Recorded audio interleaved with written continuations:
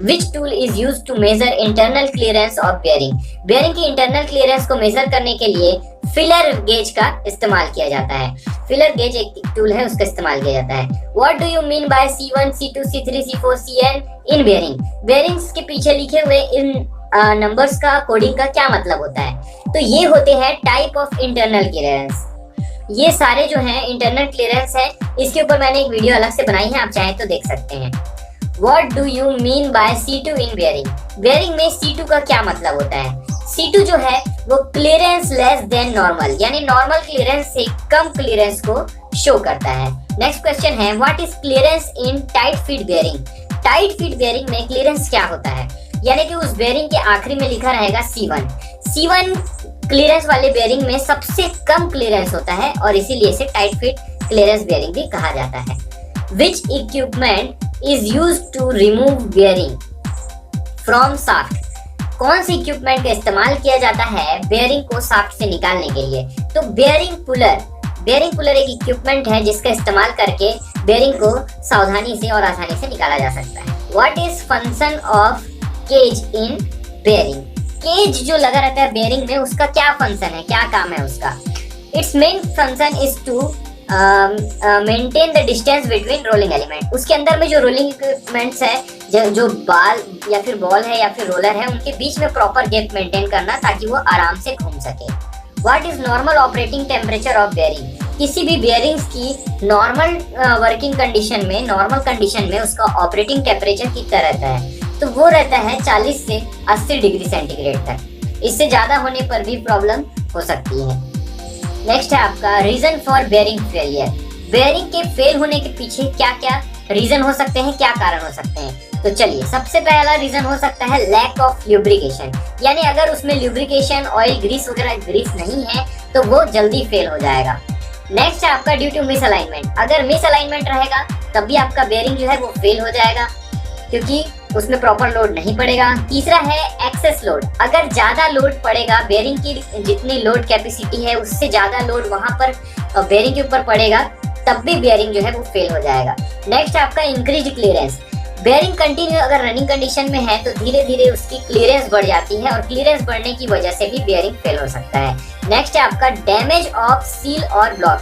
Seal और block के damage होने से भी उसके अंदर डस्ट चले जाएंगे और डस्ट पार्टिकल जाने की वजह से बेयरिंग धीरे धीरे फेल हो जाएगा, जाम हो जाएगा। What do you mean by K in bearing?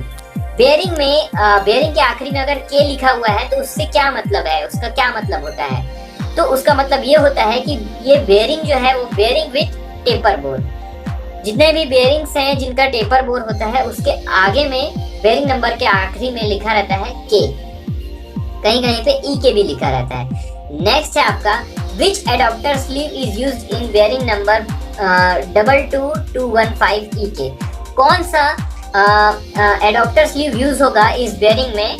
तो दोस्तों इस बेयरिंग में यूज होगा adapter sleeve number H315।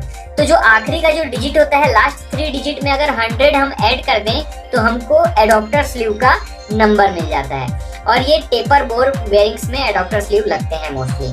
Next है ब्लॉक नंबर फॉर बेयरिंग 22215 ई के जो बेयरिंग है उसमें कौन सा ब्लॉक लगेगा? तो लास्ट के 3 डिजिट में अगर हम 300 ऐड कर देंगे तो हमको ब्लॉक नंबर निकल जाएगा SN 515। जैसे कि यहाँ पर 215 में 300 ऐड कर दिया हमने तो ये 515 हो गया, तो SN 515 ब्लॉक वहाँ पे लगेगा। What do you mean by suffix code M on bearing? Bearing number, कुछ बेयरिंग में ऐसे होता है कि बेयरिंग नंबर के आगे में कोड लिखे रहते हैं, कहीं पे M लिखा रहता है बेयरिंग नंबर के आगे में। तो उसका मतलब क्या होता है? उसका मतलब होता है ब्रास केज, यानी कि उस बेयरिंग में जो केज यूज हुआ है वो ब्रास मेटल का बना हुआ है, bearing with brass cage. What is meaning of suffix RS and 2RS in bearing? Bearing number के आगे में लिखा रहता है RS लिखा रहता है, कहीं पे 2RS लिखा रहता है, तो इसका मतलब क्या होता है?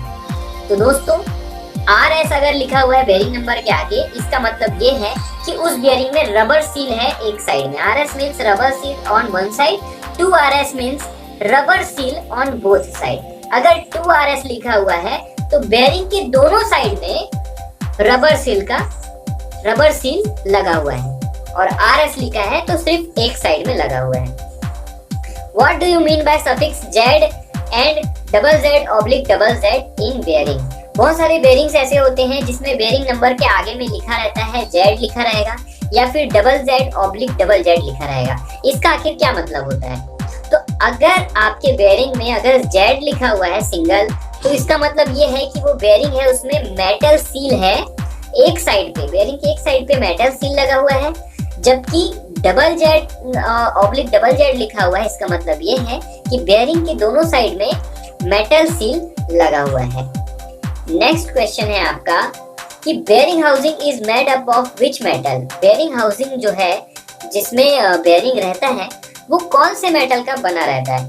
तो मोस्टली जो इंडस्ट्रीज में बेयरिंग यूज होते हैं उनके बेयरिंग की हाउसिंग जो है वो कास्ट आयरन का बना होता है।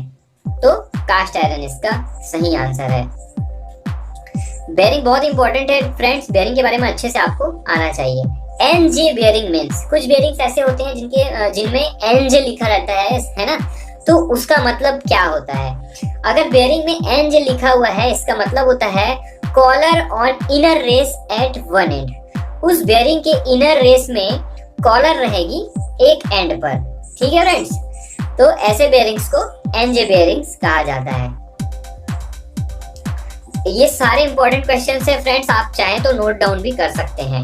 नेक्स्ट क्वेश्चन है what last 2 digit of bearing indicate? Bearing के आखिरी के 2 अक्षर क्या इंडिकेट करते हैं? तो बेयरिंग के आखिरी के जो 2 अक्षर हैं उसको अगर हम 5 से मल्टीप्लाई कर देंगे तो वो बेयरिंग का आईडी इंडिकेट करते हैं। जैसे कि अभी आपको मैं एक एग्जांपल बताने वाला हूँ। एग्जांपल हम मान लेते हैं, किसी भी एक बेयरिंग को मान लेते हैं, चलिए 22,211 ये बेयरिंग है। तो 11 आखिरी का 2 डिजिट है, उसको हम 5 से मल्टीप्लाई करेंगे तो आ जाता है 55। तो उस बेयरिंग का जो आईडी है वो 55 mm है, ठीक है फ्रेंड्स। ऐसे ही जितने भी बेयरिंग्स होते हैं सभी के लास्ट 2 डिजिट को अगर आप मल्टीप्लाई कर दें तो उसकी आईडी निकल जाएगी।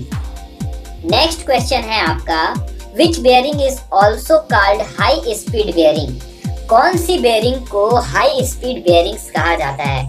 और इस बेयरिंग्स को मोस्टली मोटर्स में यूज किया जाता है, हाई आरपीएम मोटर्स में भी यूज किया जाता है या फिर हाई आरपीएम इक्विपमेंट में यूज किया जाता है। तो बॉल बेयरिंग्स को जो है आपका हाई आरपीएम बेयरिंग कहा जाता है, क्योंकि हाई स्पीड जहाँ पे रहता है वहाँ पे